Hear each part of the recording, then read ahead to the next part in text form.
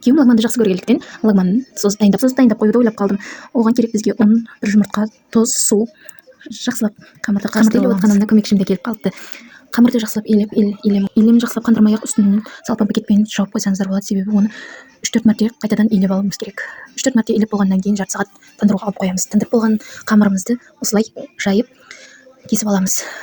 Лагманды тағы тандыруға осылай бәрін ұзайтып жинап аламыз. Жинап болған лагмандарымызға атынан ғана сұйық май жағамыз. Себебі көп сұйық май жағып жіберсең, лагман созатын кезде қиналып қаламыз.